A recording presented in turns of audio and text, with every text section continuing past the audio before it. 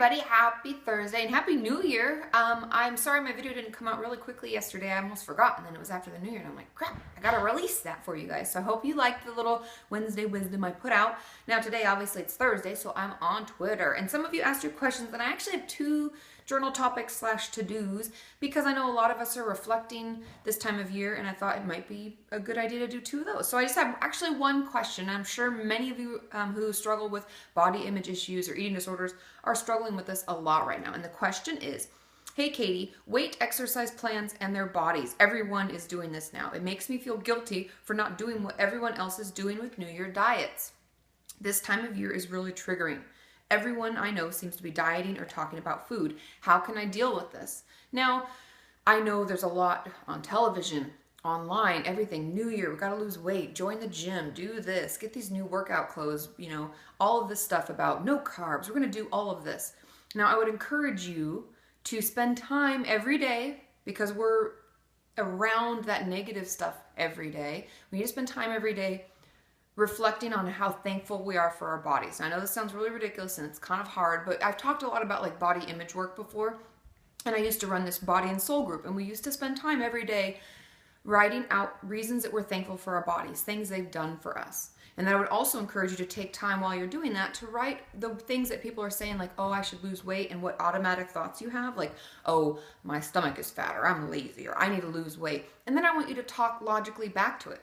And I know I say this a lot, like talking back to it, but the thing that a lot of us, I think, when we're stuck in a mental illness or when we're struggling with an eating disorder, we forget how to rise above, how to fight back, because those thoughts become so automatic that we don't even realize we're actually saying them or listening to them or believing them anymore. And so we have to stop that cycle. We have to stop ourselves from swirling into a dark, dark place. And so the best way to do that is to notice when those thoughts are happening and then logically talk back to it, because you're better than that. You're stronger than that. And we're more important than what our bodies look like. And we're more important than doing this new diet and working out and being all, whatever. So I would encourage you to take time to do that, and take more time than normal this time of year, because you're going to hear more about it, And if any of you have tips and tricks and things that have worked for you, let us know. Let us know below. Okay, now the journal topic, thanks Tanya for this one, is a quote. And it says, healing doesn't mean that the damage never existed. It means it no longer controls your life. And I really like this because a lot of times we struggle with forgiveness and acceptance and letting ourselves heal because we think it means that we're forgetting it happened. And that's not what it's really about. It just means that it's no longer controlling your life. So I would encourage you to write that down, think about that and what it means for you. Now, the last thing I have, thanks Laura so much for this.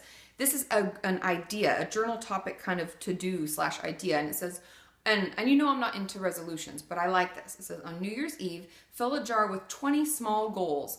Good things you want to have happen. These could be anything from I'm going to reconnect with a sister, or I'm going to work really hard in school, or even I'm going to make my first therapy appointment. Anything that you think of. And in exactly 1 year, empty it and see what was achieved. And then I would encourage you to take it a step further and put those achievements up and be excited because you worked really hard and you deserve it. So thank you, Laura, for that. I love you all. I may be on tomorrow. I'm in Montreal. Howdy, any of my Canadian partners up here. But tomorrow's Friday, and I'll be on Facebook. So ask your questions there. But if I don't have time, I won't be able to. But I'll be back on Monday on my regularly scheduled video. Bye!